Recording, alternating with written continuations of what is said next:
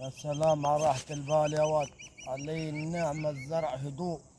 مش تقعد لي في الشقة هات بصل هات ثوم هات جزر. أحلى من راحة البال ما فيش.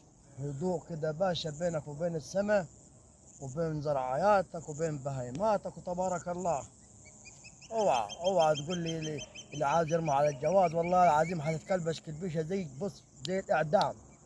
احلى حاجه العزوبيه، تقعد كده في الزرع حر نفسك، ولا فلان رايح يمين ولا رايح شمال.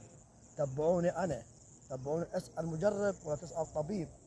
انا نصيحه اخويه يعني، نصيحه اخويه العزب خليكم زي ما انتم. والله العظيم الجواز تكتيف، تكتيف زي الديش وتعذيب يعني.